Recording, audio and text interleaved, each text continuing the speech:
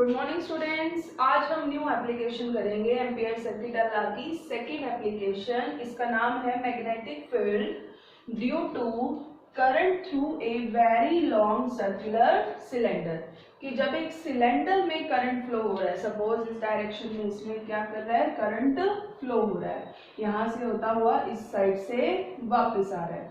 आपने इसको एक बैटरी से कनेक्ट किया हुआ है। इस साइड पॉजिटिव टर्मिनल है बैटरी का और इस साइड सपोज नेगेटिव टर्मिनल है, तो करंट कैसे फ्लो करेगा, फ्रॉम पॉजिटिव टू नेगेटिव। तो इस सिलेंडर में करंट फ्लो हो रहा है, तो इसके आसपास क्या होगा, एक मैग्नेटिक फील्ड बनेगा। अकॉर्डिंग टू ओरस्टेड एक्सपेरिमेंट, क्या कहता है ओरस्टेड एक्सपेरिमेंट, जब भी किसी भी सर्किट में आप करंट फ्लो कराते हो तो उसके आसपास मैग्नेटिक फील्ड बन जाता है। तो उस मैग्नेटिक फील्ड की हमें वैल्यू फाइंड आउट करनी है। तो कैसे फाइंड आउट करेंगे, तो ये भी कुछ बोजला की एप्लीकेशन में आपने ऐसे ऐसे केसेस किए हुए हैं कि हमने अज्यूम कर लिया कि एक सिलेंडर है, उसकी रेडियस है कैपिटल आर, इसकी लेंथ है स्मॉल एल। अब इसमें हमें करंट की वैल्यू फाइंड आउट करनी है, तो इसमें हमने करंट की डायरेक्शन भी बना ली। सपोज कि इसमें कितना करंट फ्लो हो रहा है, आई करंट फ्लो हो रहा है। अब हमें फाइंड आउट करना है मैग्नेटिक फील्ड। अब मैग्नेटिक फील्ड हमें क्या पता कि हर पॉइंट पे सेम है, तो अभी के लिए हमने इस सिलेंडर के एक जो आउटसाइड में एम्पीरियल लूप है वो कंसीडर किया और उस पर हमने एक डीएल कट कर लिया। ठीक है, ये इसका सेंटर पॉइंट है और जो हमने पॉइंट जिस पर भी हम मैग्नेटिक फील्ड फाइंड आउट करना चाहते हैं वो हमने बाहर की तरफ अज्यूम किया और इसका डिस्टेंस सेंटर से इस पॉइंट पी का डिस्टेंस हमने क्या अज्यूम कर लिया, आर। तो अगर हमारा पॉइंट पी आउटसाइड है मीन स्मॉल आर किसके ग्रेटर देन हो गया, कैपिटल आर। कैपिटल आर है यहाँ पर रेडियस ऑफ सिलेंडर और स्मॉल आर है ये वो डिस्टेंस ऑफ एम्पीरियल लूप की जिस पर आप मैग्नेटिक फील्ड फाइंड आउट करना चाह रहे हो। तो आप तीन केसेस लोगे, एक बार आउटसाइड के लिए, एक बार ऑन द सिलेंडर के लिए और एक बार इनसाइड द सिलेंडर की। तीनों पर आप चेक करोगे कि इस सिलेंडर, सपोज ये एक सिलेंडर है तो इसके आउटसाइड, ऑन द सिलेंडर और इसके अंदर, तो तीनों पॉइंट्स पे कितना कितना मैग्नेटिक फील्ड है, या सब पे सेम आता है या सब पे डिफरेंट आता है, वो हम बाद में देखेंगे। ठीक है, तो यहाँ पर अभी हमने आउटसाइड एक लूप कंसीडर किया, उसी पर डीएल, और यही किसकी डायरेक्शन बनेगी, हमारी मैग्नेटिक फील्ड की। क्यों बनेगी, क्योंकि अगर आप इस सिलेंडर को ज्यादा बड़े फॉर्म में मत देखो, आप इसको थोड़ा छोटा मानकर चलो कि करंट एक ही डायरेक्शन में फ्लो हो रहा है, मीन्स करंट स्ट्रेट वायर की तरह ही इसमें फ्लो हो रहा है, तो इसमें मैग्नेटिक फील्ड लाइन कैसी बननी चाहिए, सर्कुलर लूप में बननी चाहिए।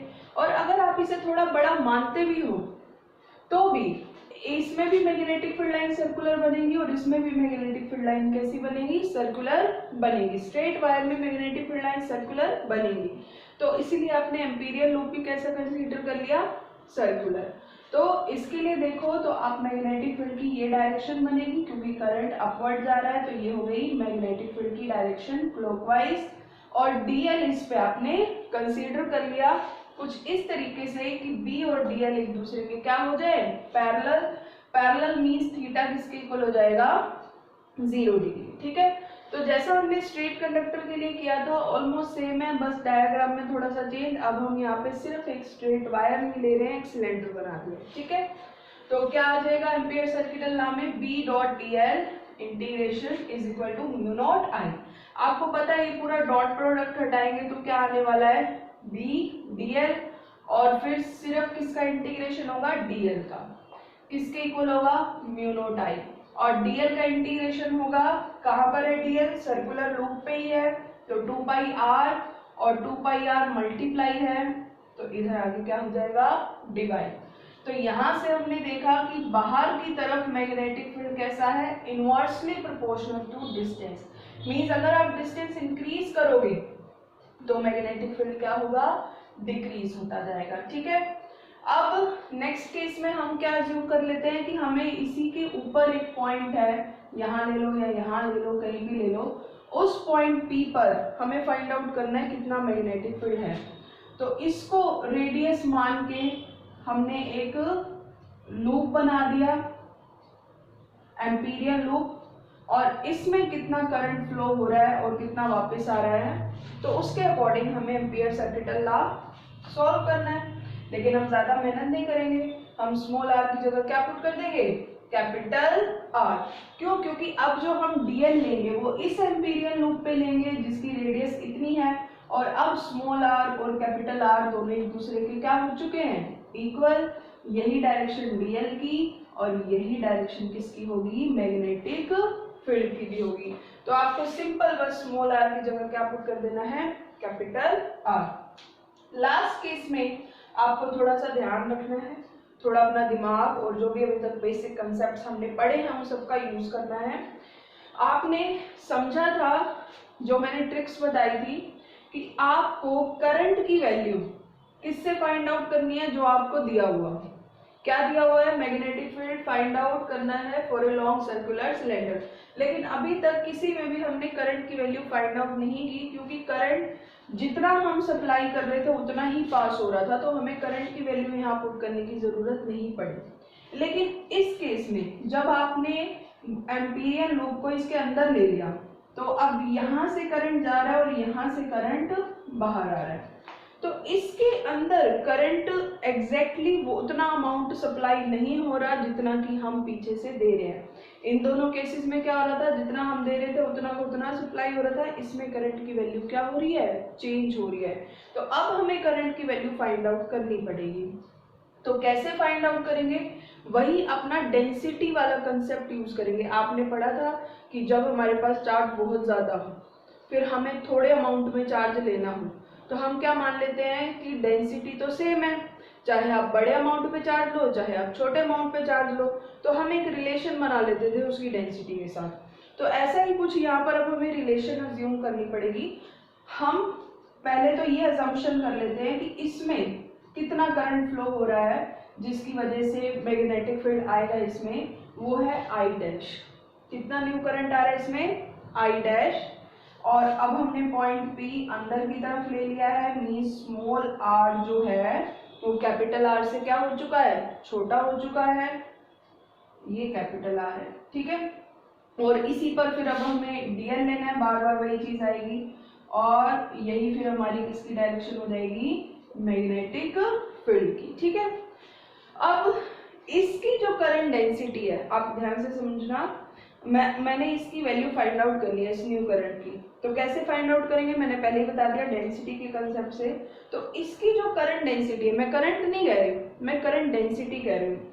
तो इस छोटे से एम्पीरियल लूप की जो करंट डेंसिटी है वो किसके इक्वल होनी चाहिए, इस पूरे सिलेंडर की करंट डेंसिटी के, कि जितना आप पूरे सिलेंडर को करंट दे रहे हो, अगर उसमें से आपने एक छोटा सा सर्कुलर पोर्शन और अलग कर लिया है, उसका कुछ रेशियो है, तो इतना ही अमाउंट ऑफ करंट उसके अंदर सप्लाई होना चाहिए। जैसा आपने डेंसिटी में पढ़ा था कि अगर पूरे स्कूल में 2000 स्टूडेंट्स हैं और आपके स्कूल में 50 क्लासरूम्स हैं, तो अगर आपसे पूछे एक क्लास में कितने बच्चे आने चाहिए, एक रूम में कितने बच्चे आने चाहिए, तो 2000/50 मीन्स 40 स्टूडेंट्स आ सकते हैं एक क्लास में। आप ये नहीं बोल सकते कि मेरी क्लास में 50 मेरे जो रूम है उसमें 50 स्टूडेंट्स आ रहे हैं। तो जो रेशियो है, वो जो प्रोपोर्शन है वो मैच करना चाहिए।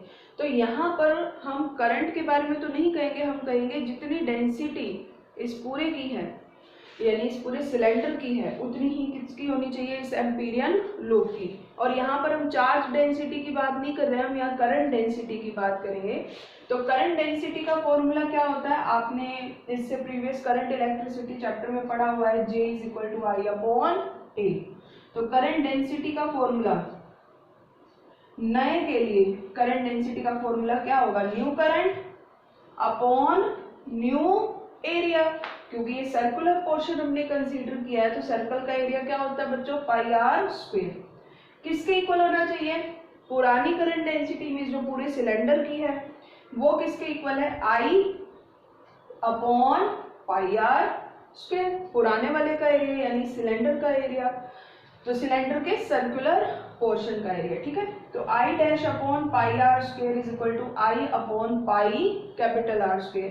तो न्यू करंट किसके इक्वल हो गया, I pi R square upon pi capital R square, pi से पाई क्या हो गया, कैंसिल। तो ये आपके पास न्यू करंट का फॉर्मूला आ गया कि न्यू करंट किसके इक्वल होगा, पुराना करंट, मतलब पुराना मीन्स जो पूरे सिलेंडर में से सप्लाई हो रहा है, और ये न्यू करंट मीन्स जो सिर्फ आप इस एम्पीरियल लूप में देख रहे हो।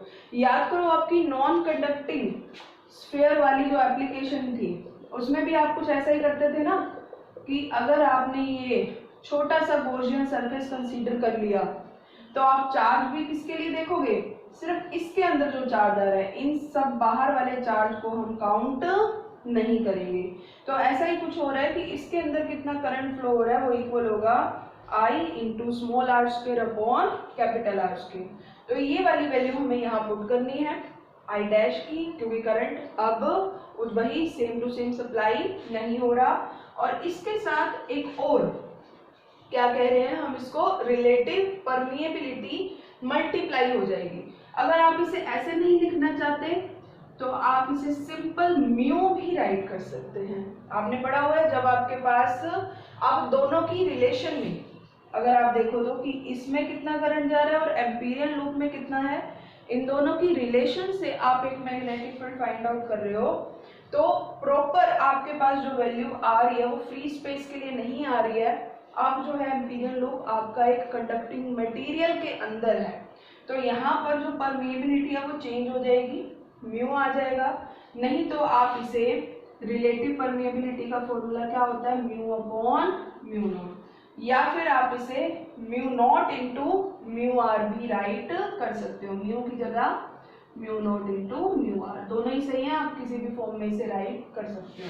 तो क्या फॉर्मूला बन जाएगा, बाकी ये सब सेम रहेगा, दोनों एक दूसरे के पैरेलल हैं, तो एंगल 0 डिग्री, cos 0 1। तो b और सिर्फ किसका integration, dl mu I dash की वैल्यू पुट कर देते हैं, I small are square upon capital R square, dl का इंटीग्रेशन 2 पाई r ही आएगा, उसको हम इधर ले आते हैं डिवाइड में, तो क्या हो जाएगा, स्मॉल आर से स्मॉल आर कैंसिल। अगर आप शॉर्ट में देखो तो b किसके डायरेक्टली प्रोपोर्शनल है, स्मॉल आर, ऊपर एक आर बच जाएगा ना, एक आर से एक आर कैंसिल हुआ है, तो आप सिर्फ इस डिस्टेंस में देखो तो क्या होगा, डायरेक्टली प्रोपोर्शनल। यानी अगर आप सिलेंडर के अंदर की तरफ जाते जाओगे तो डिस्टेंस के क्या है, डायरेक्टली प्रोपोर्शनल, मींस डिस्टेंस जितना ज्यादा आप इंक्रीज करते जाओगे उतना ज्यादा मैग्नेटिक फील्ड भी क्या होता जाएगा, इंक्रीज होता जाएगा। लेकिन अगर बाहर जाओगे तो डिस्टेंस इंक्रीज तो मैग्नेटिक फील्ड डिक्रीज। ठीक है, तो अगर हम इसके लिए ग्राफ प्लॉट करेंगे तो कैसा आएगा, जैसा आपने इलेक्ट्रिक फील्ड में भी किया होगा बी और आर के बीच में। तो सपोज कर लेते हैं इस पॉइंट पे दोनों इक्वल हैं, बहुत स्पेस कम बच रहा है, यहाँ लिख देते हैं, इस पॉइंट पे ये दोनों इक्वल हैं, इस पॉइंट पे ये छोटा है स्मॉल आर, और इस पॉइंट पे इसके बाद जो वैल्यू है उसमें स्मॉल आर क्या हो गया, ग्रेटर देन कैपिटल आर। तो जब स्मॉल आर लेस देन है तब तो ये क्या है, डायरेक्टली प्रोपोर्शनल। तो ग्राफ कैसा आएगा, स्ट्रेट लाइन, मैक्सिमम होगी value r is equal to capital R पे। उसके बाद जब आर बड़ा हो गया कैपिटल आर से तब मैग्नेटिक फील्ड कैसा है, देखो इनवर्सली प्रोपोर्शनल। तो अब इसका ग्राफ ऐसा एक्सपोनेंशियल आ जाएगा। ठीक है, तो ये टॉपिक कंप्लीट हो गया, घोषला से मिलता जुलता है, बस थोड़ा सा आपको ध्यान रखना है, वहां हम चार्ज डेंसिटी के कंसेप्ट का यूज करते थे, यहाँ हमने करंट डेंसिटी के कंसेप्ट का यूज करना है, बाकी सब कुछ तो सेम है। ठीक है, that is it for today.